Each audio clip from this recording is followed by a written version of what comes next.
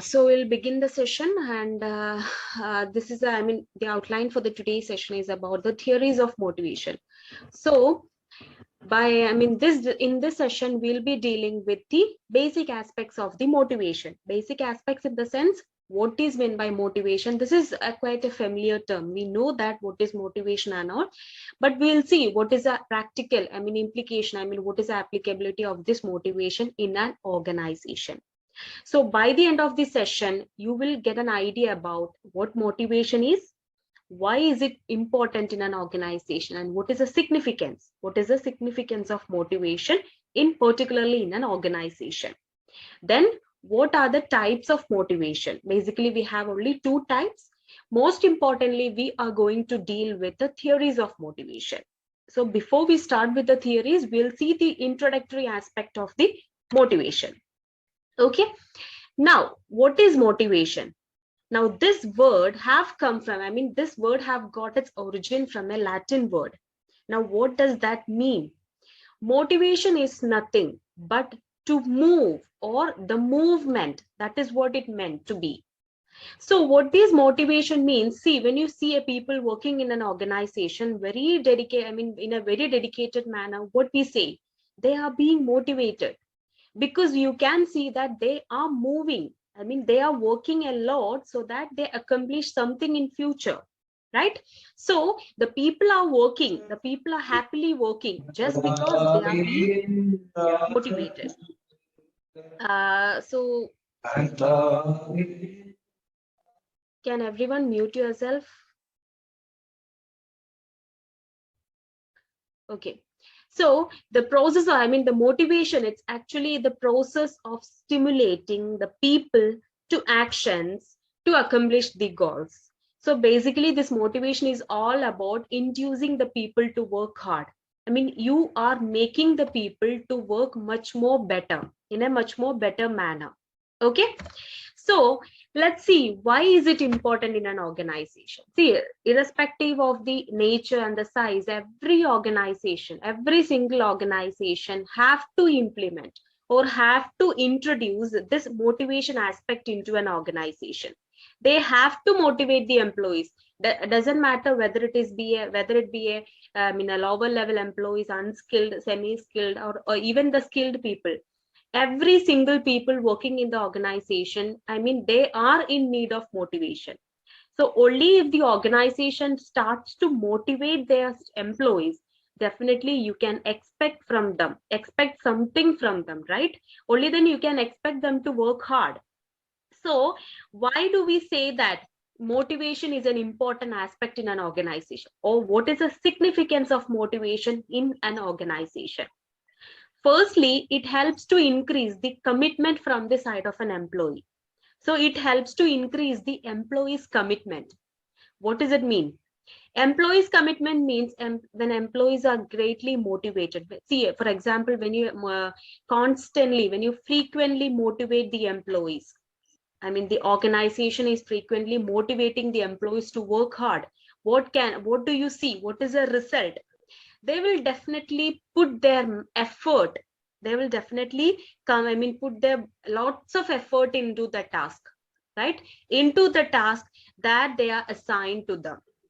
Okay. So how can you give the motivation? Motivation can be in different forms. Some of the employees might be expecting a financial motive. See, if you complete this target, you will be rewarded. Or if you complete this particular level, appreciate them. That is one way of motivating, right? So when the employees, when the organization are ready to motivate the employees, definitely you can see the commitment from the side of the employees as well. Okay. So this motivation will help to increase the commitment. Employee commitment can be expected. The second one is improves the employee satisfaction. That is, again, employee satisfaction is very important. Job satisfaction is a very necessary factor in an organization. So only if an employee satisfaction is there, the organization can ensure that the people are motivated. So the employee satisfaction is important for every company, because this will definitely lead to a positive growth. When the employees are satisfied, they work hard. And when they start to work hard, what happens? The organization can get more. The organization starts to grow, right? So employee satisfaction is also increased because of this motivation. Now, the third one is low levels of absenteeism. Low levels of absenteeism means when the employees are being acknowledged, when the employees are being motivated, what happens is that you can see that all the people would be working as a team. All the people will start working by putting their maximum effort, right? So the organization can see that there is a lower levels of absenteeism. People won't be absent. I mean, with no valid reason, they will not go for a leave and all. Okay, why do people take constant leaves? Why do people take unnecessary leaves? Just because they are not good, satisfied with their job, right? So on the other hand, when the employees are motivated, let it be financially, let it be non-financially, if you think that that particular employee is motivated, definitely he's going to give maximum to the organization. They will put maximum effort. They'll be much dedicated to their work, right? So this particular motivation will definitely lower levels of absenteeism at the same time. Clear? The next one is it helps in employees development. How can you expect the employees development? Employees itself grow. Every employees want to have a career growth, right? Every employees want to achieve their personal goals at the same time. Okay, so this once the employees are being motivated, that will help in self development. The employees achieve a self development in them. Okay, so once the worker meets some goal, so say for example, they have some set of goals in front of them. Okay, so when they realize that there is a constant or there is a clear link between the work, the work they do, the effort they put, and between that result, that will definitely reach them to, that will help them to reach to a higher level. Okay, so gradually the employees will develop themselves. Okay, then sorry, it helps in improving employees efficiency. Now, this employees efficiency is again an important factor. Okay, employees efficiency is based on their ability, their qualification. Okay, plus what can you expect from them? If you want the employees to put their maximum, if you want the employees to put maximum into the organization, to give them if you want the employees to provide the best results, what can we do? The employees definitely, they need to have a balance. What balance? What the balance between the task they perform and the willingness. See, that he must be ready to do some work, right? He must be willing to do some work. And if that willingness comes in him, what happens? That will definitely be affected. That can definitely be seen in the result at the same time, right? So there must be a close connection, or there must be a close link between their efforts, the task they do, and the willingness to do that particular task. Okay, and once he do that, what happens? The employee's efficiency will start to increase, and that employee's efficiency will ultimately lead to increase in the productivity of the organization at the same time. Clear? So this motivation will eventually lead to an employee efficiency also. So these are the reasons, some of the reasons we do have so many other reasons as well.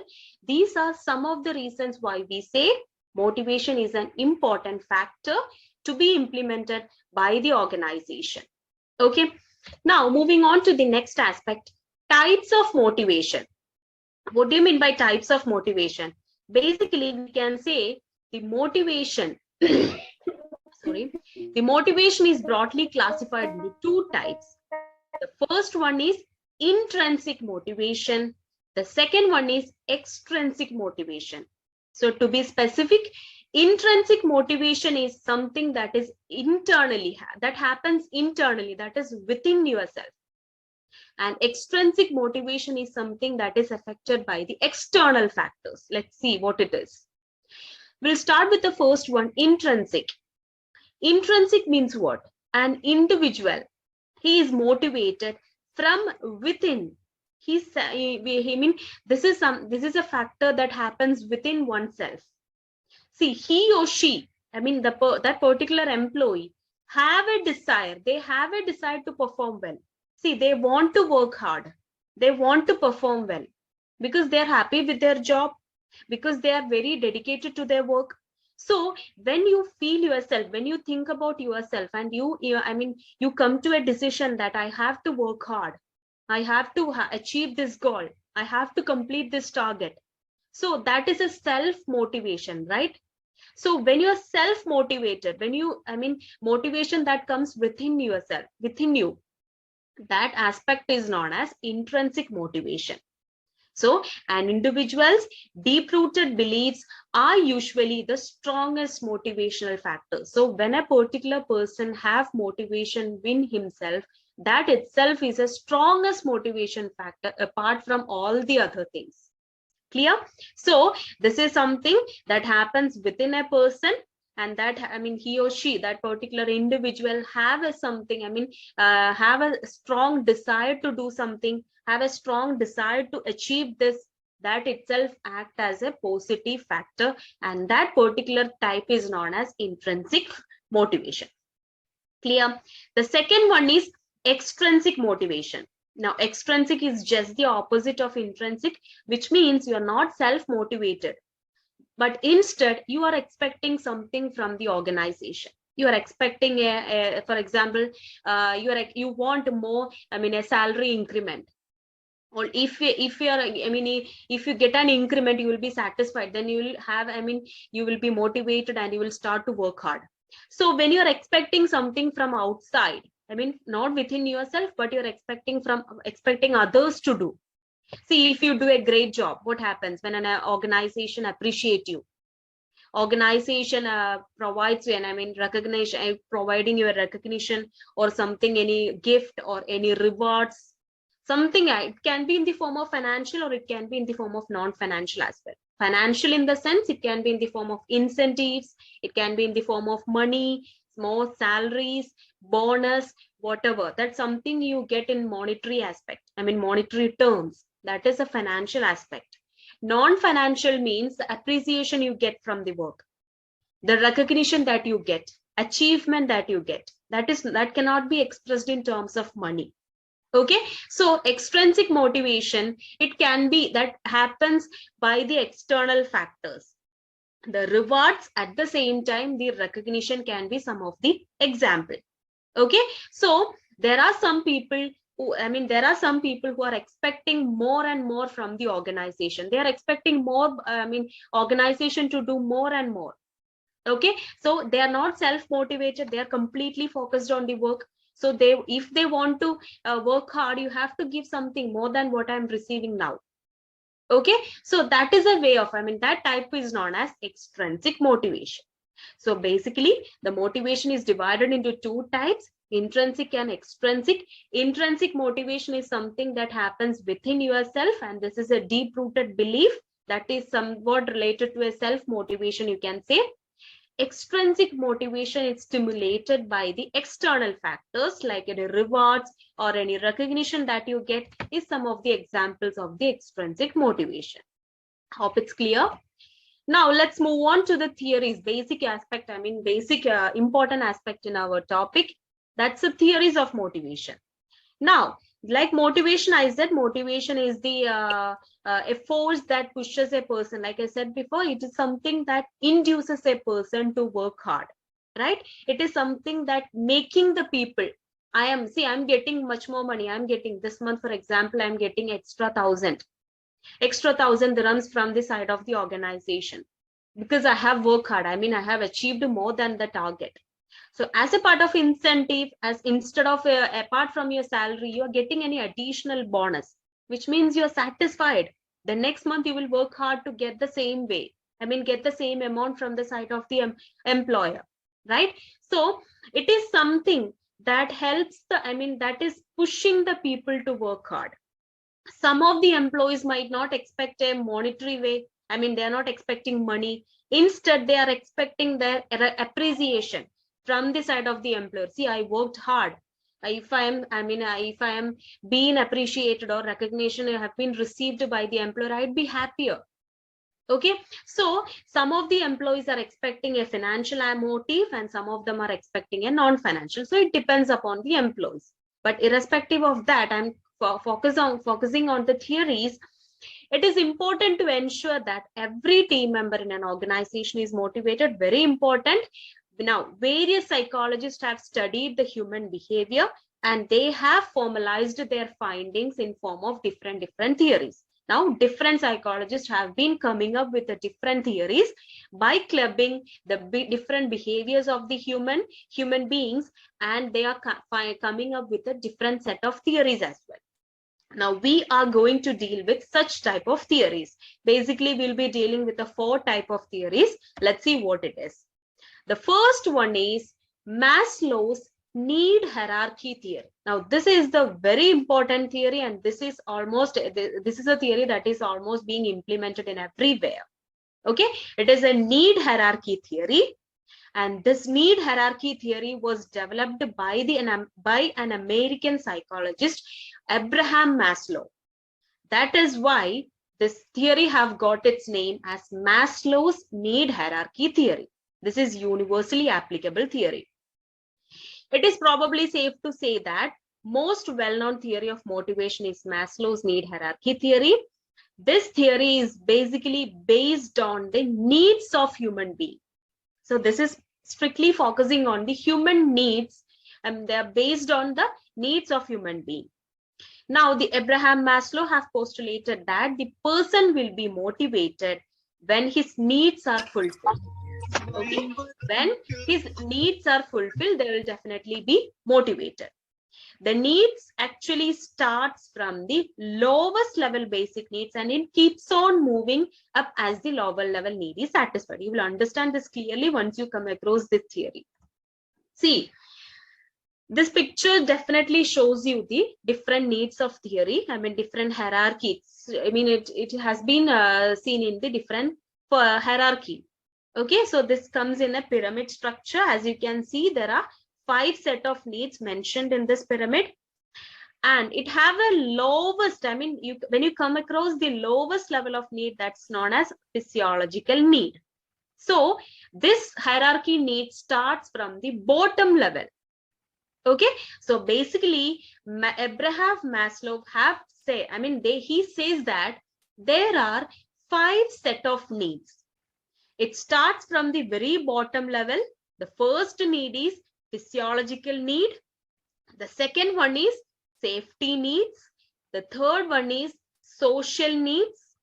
Fourth one is self-esteem or esteem needs. And the last one, self-actualization needs. Now, these are the 5 set of needs that is there in every human being, every single human being. We'll see what all these needs is talking about. The first one, we'll start with the very lowest level of need, that is physiological need. Now, these are the biological requirements for human survival. Now, every single being, every single human beings are expecting what is our basic essentials? What is the basic necessities of our life? We need food to eat. We need food to have. We need a drink. Water to drink. Okay, we need a shelter to live. We need clothes to wear, right? So these are the basic necessities of every human being. So this is the first thing that the human beings are looking for, right? That is why this is known as the basic necessity. That is the basic needs of every human being. Every single human being living in this world are in need of water, food, shelter, clothes, etc. So this is a basic need. This is considered as a basic need, and every human being starts with this need. Okay, so without having any food or without having any water or without having any clothes to wear, no one will look for a job, right? This is the first thing they need. They need water. Okay, so this is considered as the basic necessities. So basic essentials of life, right? Once you are satisfied, once you are in, once you are successfully, once you are satisfied with this need, we will go to the next set of need, that is known as safety needs. Now, what is safety needs? Now, everyone wants, they must be having a job, right? But are we sure about our security for the job? Are we safety? Are you secured with your job? So now job security is an essential factor that everyone needs. Okay, so people want to experience order, predictability, and control in their lives, right? So everyone, they are looking for the next set of need, and that is known as safety needs. And what the safety need is talking about. So now, once the individual's physiological needs are satisfied, the need of the security and the safety starts to arise. They want to experience everything. For example, emotional security, financial security, like employment, like the social welfare, the freedom from fear, social stability, property. You want property, you want house, you want health, and you want to be a healthy, well-being, right? You want to be secured in your society you are living. Okay, so this is something that is related to the safety aspect. Okay, so this is considered as the next level of need, that is safety. You want your job to be secured, so that you are not, you won't be having any fear of losing the job in the near future. Okay, so this is the second level of need, and a human being will come to this need only if he is satisfied with the lowest level of need, that is physiological need. Now, once a human being is satisfied with the safety need as well, once he's satisfied with both the needs, the next thing is the third level of need, that is known as social needs. Now, social need is the third level of human needs, and it is a feeling of belongingness. You want it can be completely said as a relationship. You want a friends around you. You want a happy family with you.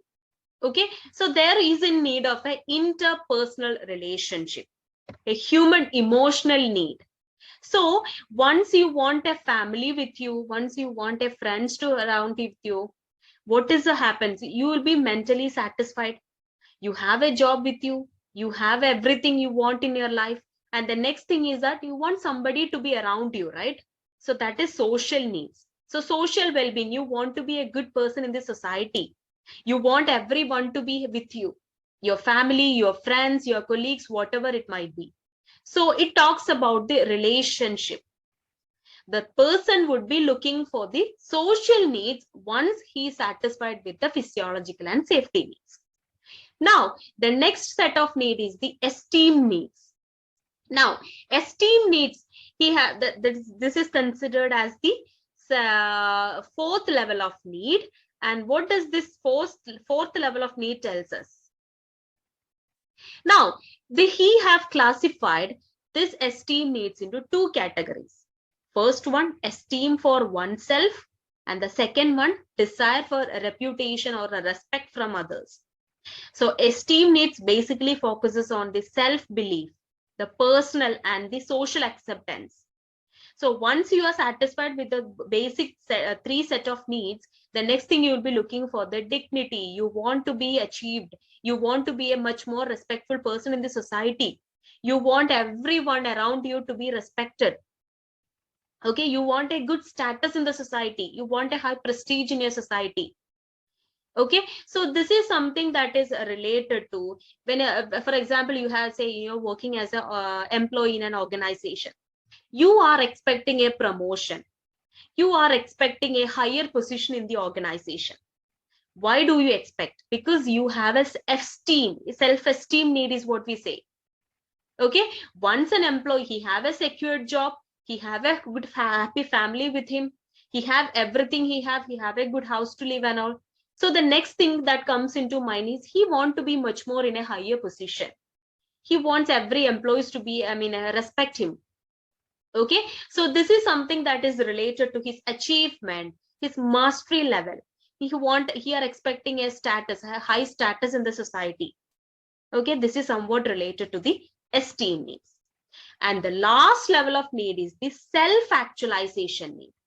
Now, self-actualization need is considered as the highest level of need, highest level of Maslow's hierarchy needs.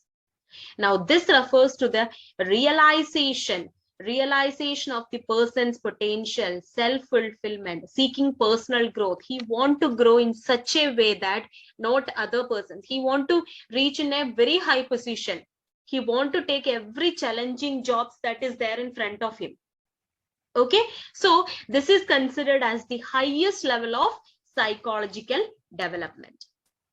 Clear? So this is considered as the highest level of needs, and no single, any single person can never jump to the self-actualization need in the initial stage.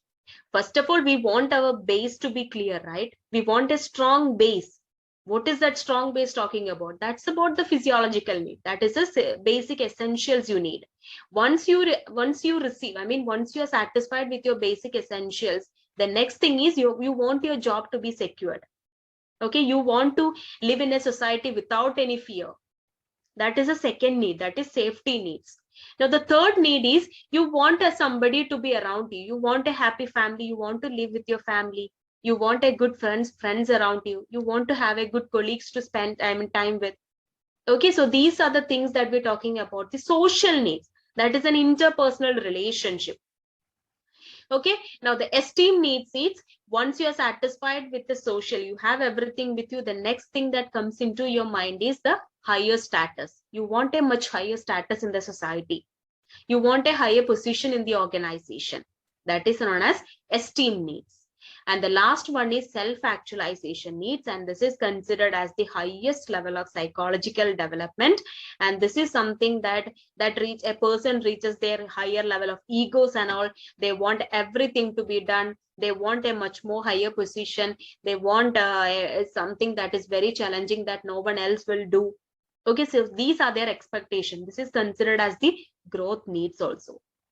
Clear? So these are the 5 set of Maslow have come up with the 5 set of needs, starting with the physiological and ending with the self-actualization needs. And Maslow have come up with an argument that he have come up with an opinion that no persons can move to the next level of need without satisfying their previous level. So once he is satisfied with the physiological, only then he can go to the safety needs. Okay, if he is satisfied with the social needs, only then he can jump to the esteem needs. So once he is satisfied with each set of needs, they will move on to the higher levels of needs as well. So this is known as the Maslow's need hierarchy theory. Now, this need hierarchy theory was implemented or developed by the Abraham Maslow, an American psychologist, and that is why this theory is being called as Maslow's need hierarchy theory. Clear? Now, the second one is Adler's erg theory or ERG theory. Now, what is this ERG? ERG stands for existence, relatedness, and growth. Now, this theory, again, this American psychologist, and now what he says is that he have developed this Abraham Maslow's need hierarchy theory into a 3-factor model. Okay, 3-factor model of motivation known as ERG model, ERG model. In this letter, ERG stands for existence, relatedness, growth. That is why this theory is known as ERG theory. Now, this Clayton Alderfer, what he does that he did not introduce any new set of needs. Apart from the Maslow, he did not come up with any new set of needs. But what he did was, he actually clubbed, or he have made the 5 set of needs which was implemented by the Maslow, and he summed up, he summarized it into 3 set of needs. Instead of 5 needs, he have classified them as 3 needs. Now, what is those 3 needs? Existence need, relatedness need, and growth needs. Now, these groups align with the Maslow's level of physiological needs, social needs, and self-actualization needs. Now, we'll see first one, existence. As you can see in the picture, existence has been the combination of, existence need is the combination of, what else? Safety, physiological needs and safety needs. Now, relatedness need is the combination of social and self-esteem needs. And last one, the growth needs. Growth need is the combination of, again, you can say some part of self-esteem plus the self-actualization need. Clear? Now, so these are the three set of needs that have been implemented by the Alderfer, that is Clayton Alderfer. First one is existence. Now, this is something that is related to the basic material requirement for living. Like we said before, physiological need, the basic essentials, food, water, the shelter, these are considered as the basic essential. Plus the health, the employment, the property, this can also be considered as the basic essential. So Clayton Alderfer have clubbed together the physiological and safety needs and named it as existence need. Okay, I don't have to explain these set of needs again because we have already gone through this in the previous slide. Okay, now the second one is relatedness need. Relatedness need have to do with the importance of maintaining the interpersonal, like I said before, interpersonal relationship establishment. Okay, now this theory, he have clubbed both the social needs and some part in the sense like in the form of gaining the respect from others. These can be clubbed under relatedness need. Not completely, but somewhat related. Okay, so social needs basically focuses on the importance of maintaining a good relationship between the people in the sense within the family, within the friend circle, or within the organization, whatever it can be. Okay, so that is the relatedness need. Now the third set of need is the growth need. Growth need means what? Growth need describes our intrinsic desire for personal development. See, you want to develop yourself. These needs align with the other portion of the needs, like it can be the combination of the self-esteem and self-actualization need. Okay, you want some status in the society, you want a respect, a respect in the society, you want to have a higher positions in the organization, you are expecting every person's respect from, you want everyone to be respected. Okay, so it is some way of gaining a higher position, developing yourself, reaching a higher level of growth. Okay, so that is the growth needs. Now that's it. This was a classification made by the Clayton Alderfer. So as I said before, he have not introduced any set of new needs or new theory, but what he did was he just made the 5 needs that was implemented by the Maslow's, and he have summarized it into 3 needs, namely existence need, relatedness need, and growth needs. That's it. Now, moving on to the third type of theory, that is known as HERZBERG'S two-factor theory. Now, what is two-factor theory? The name itself tells this theory is basically focusing on the 2 factors. Now, what are those 2 factors? We'll see one by one. So, the two-factor theory of motivation is a direct result of research which was conducted by the HERZBERG and his associates on job satisfaction and productivity among 200 accountants and engineers. And he have developed this theory, and this theory is known as two-factor theory. And you can also call this HERZBERG'S two-factor theory as dual factor theory. Dual means 2. So dual factor theory is also another name for this two-factor theory. Now we'll see what is this 2 factors. He have concluded, HERZBERG have concluded that this motivation happens with the effect of 2 factors. What are those factors? First one is hygiene factors, and the second one is motivation factors. Hygiene and the motivation are the 2 factors that have been introduced by the HERZBERG. We'll see what is those 2 factors. The first one is hygiene factor. What is that hygiene factor means? Hygiene factors, I have explained this hygiene factors classified into mainly 5 types. 5 set of hygiene factors have been introduced over here. What does it mean? Hygiene factor means, for example, interpersonal relations. See, interpersonal relationships involve the personal and working relationship between an employee and supervisor or subordinate and peer groups.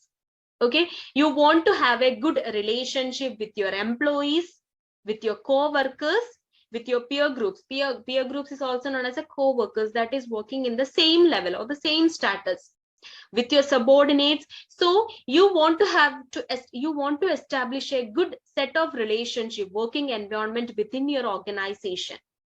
That is one of the hygiene factors. Now I will say why this is important. The second one is salary. Salary includes wage or any other salary. Wages or salary you can call in any name. So salary is again a hygiene factor. The third one is company policy.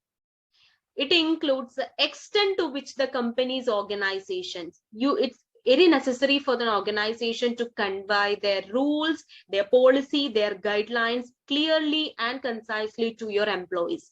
It's very important. You have to clearly develop. I mean, you have to clearly make sure that every single employees working in the organization have a clear idea about what are the policies, what are the rules, what are the guidelines to be followed in the organization, right? So company policies is again a hygiene factor. Working condition, the physical surrounding, how is it? Whether it is a good way, whether it is a good or poor. So the working condition or the physical surroundings where you're working. Supervision, employees' judgments of the competence or incompetence. So it means that there must always be a person to supervise, to oversee the work. Now, what I mean to say that every hygiene factor is very important. When you improve these hygiene factors, that will definitely decrease the level of job dissatisfaction. See, the company policy, the working conditions is not a motivating factor. Every company have a company policy. Every company they provide the salary to the employee. Every company will have a supervision. Every company will have a good working condition. Now, what it means to say is that these are the primary set of primary set of factors that you see in an organization. But what happens if this is not there? What happens when you don't establish a good relationship within the environment? What happens if you're not properly paying the salary to the employees? What happens when the employees are not being educated with the company policies and all? And what happens if the working condition is very poor? So these things will definitely lead to job dissatisfaction among the employees. Clear? So hygiene factors are they are not a motivating factor. They are not a factor that motivates or that induces the people to work hard. But with the absence of these factors will definitely lead to job dissatisfaction among the employees. Okay, now what are the things that will make the people to work hard? That is, we call it as motivation factors or motivating factors. Okay, the responsibility. What happens when the employees are giving more responsibility, and when he feels that, see, I am being responsible for this. If only the organization is confident that he can do that job, that is why this job is being assigned to me. So I am being made responsible. Okay, I'm being given any authority to take decisions. That is definitely a motivating factor that will induce a person to work hard, right? The second one, possibility for growth. Every employees are looking for an opportunity. They want to establish more in future. They want to develop more in future, right? So it's getting a personal growth. Promoting to a higher position is what every people are expecting. Only if I'm promoted, the next time I look for another job, I get a higher position in some other places. Okay, so every organization must give the employees a chance, an opportunity for growing within their organization. That is again a motivating factor. A recognition, praise the employees, give some rewards to the employees who are working hard, appreciate them. That is very, very important, because most of the employees are expecting that. See, I'm working very hard. What happens if I'm not being appreciated by the employees? If you're constantly an employer is giving a pressure upon you, if they're pressurizing you, even if you're doing a good job, if they are not being appreciated, what happens? That will definitely lead an employee to a dissatisfaction level, right? So most of the employees are expecting these type of recognition. So praising the employees, giving them rewards if they're working hard, pay them if they're taking any overtime. That will definitely one way of motivating the employees. Now, achievement, completing a difficult task on time, solving some problem, seeking the positive results from one's work. So when you get an achievement in the organization, that is definitely again a motivating factor. Okay, advancement, that is again you want a higher status or you want a higher position in an organization. That is some way of developing yourself, self growth and all, right? So advancement is again a motivating factor. Not this, apart from this you have more and more. So these are the some of the motivating factors which is very essential. And what happens if motivating factors is being increased? Motivating factors will definitely increase the employees' job satisfaction. And on the other hand, hygiene factors, if the hygiene factors are not there, that will definitely decrease the employees' job satisfaction. Okay, employees' job satisfaction is very important. So both these factors are important, but the difference is that hygiene factor is not a motivating one. Hygiene factor is not a motivating factor. But without the, in the absence of hygiene factor, that will definitely lead the employee to a job dissatisfaction. Okay, that is not going to make the employees happy. On the other hand, motivating factors are the factors that induce the people to work hard. If you see any of these factors within the organization, you can expect that the employees would be happy, they will be doing a great job in future as well.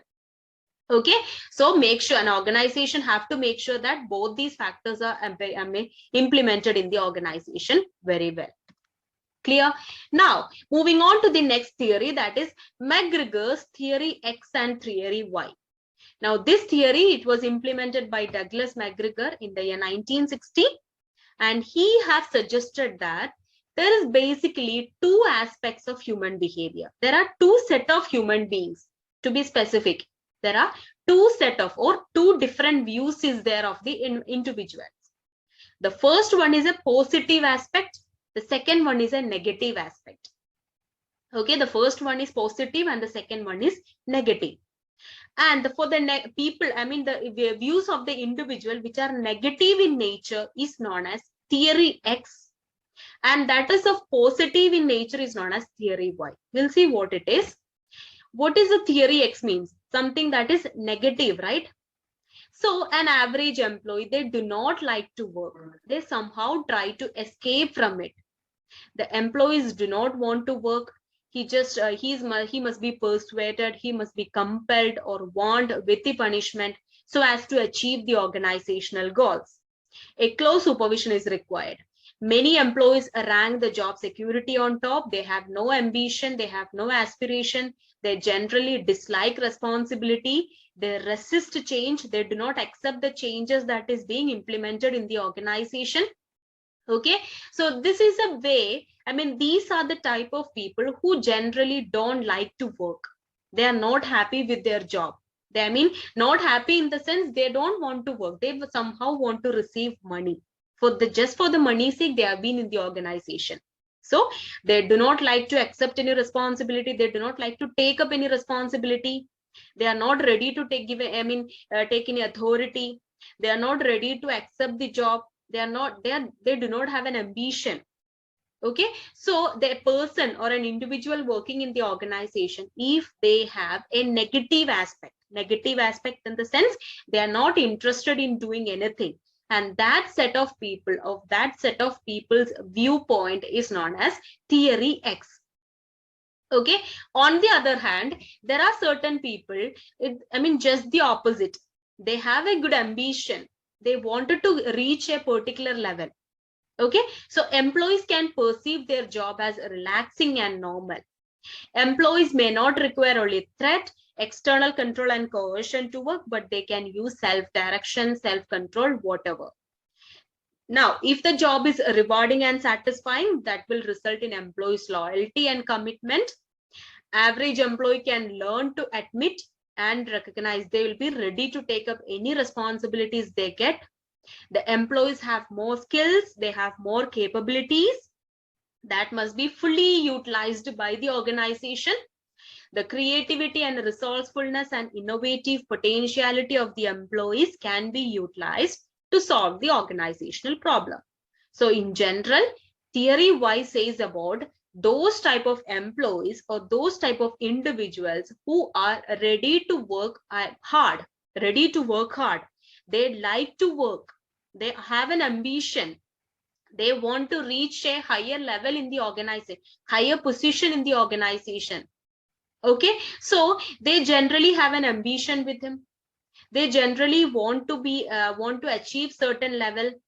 Okay, they have a much more skills. They are capable of doing so. So these are the set of employees who have a positive mind. So McGregor, what he does is that he classified the two different views of individuals and classified them as theory X and theory Y. Theory X are those type of people who generally do not like to work, and theory Y is those type of people who generally like to work and they have ambition. Okay, so these type of categories is known as theory X and theory Y, and this theory, that is why this theory is known as McGregor's theory X and theory Y. Clear? So that is it for the theories of motivation. We have come across the different theories plus the different aspect of the motivation importance and all. So we started with the introduction to motivation. Like, what is motivation? Motivation is something that induces, I mean, that makes the people to work hard. Okay, that makes the people to work hard. And there are different reasons why we says that motivation is very important in an organization.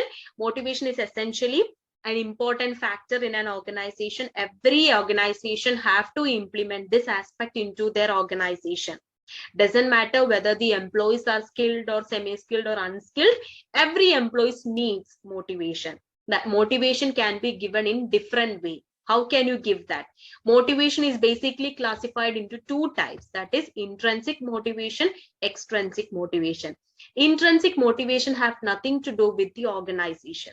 Intrinsic motivation is purely based on oneself, that is motivation within yourself. Okay, extrinsic motivation means something that is stimulated by the external force. An organization is giving something, you are motivated. So that is a extrinsic motivation. Extrinsic motivation can be in the form of financial or non-financial. Financial means something that you can express in monetary terms. You are getting bonus, you're getting rewards, you're getting incentives. So something that you receive in a monetary form, that is a financial motive. And non-financial means apart from the a financial aspect, you are being appreciated in front of every employee. You are being appreciated by your employer. You are being given a recognition. You are being given some gift from the side of an employer. That is some way of extrinsic motivation. Clear? Now the theories of motivation are broadly class. I mean, different set of theories are there. These are not the only theories, as you can understand. There are n number of theories regarding the motivation that have been developed by different psychologists or different scientists. But these are the most important theories, to be specific. Especially the first one we talked about, it was about the Maslow's need hierarchy theory. This is something that is universally applied. Okay, this is Maslow have come up with a need hierarchy theory, where he says that basically you have 5 set of needs, starts from the physiological and reaches the self-actualization. One have to satisfy each set of needs to go to the next level of need. Once he is satisfied with the physiological, he can move to the next level. And once he is satisfied with the safety, he can move to the next level of need. Okay, so that is a Maslow's need hierarchy theory. And Clayton Aldifer did not introduce any new set of theory, but what he did was he have summarized the 5 needs that was implemented by the Maslow into 3, and that is known as existence, relatedness, and growth. Existence theory is a combination of physiological and safety. Relatedness is a combination of most social plus some part of the self-esteem needs, and growth is a combination of mainly self-actualization need. And then Herzberg have introduced a 2-factor theory, and those factors are hygiene factor and motivation factor. Hygiene factor is something that is talking about something that is there in the organization, already there in the organization. So in the absence of hygiene factor, the employees will feel job dissatisfaction. And motivation factor is something that induces them to work hard. So this motivation factor is very essential to be implemented in the organization. Any of the motivation factor will help an employee to work hard. Okay, so motivating factor increase the employee satisfaction, and without the absence of hygiene factor will decrease the employee satisfaction. Now, Douglas McGregor have introduced with the two theories, namely theory X and theory Y. Theory X is somewhat related to the negative aspect of the individuals, where he don't want to work, where he don't want to take any responsibility, where he don't have any ambitions in his life. So those type of peoples have been categorized under theory X. And theory Y are those type of people who have a positive aspect. He likes to take responsibility. He has some ambition in his life, everything. So everything that takes, consider his job or his life as a positive aspect, and that type of people is being classified under theory Y. Clear? So that is it for the today's session. So if people have any doubts or anything, you can come up with those doubts and all.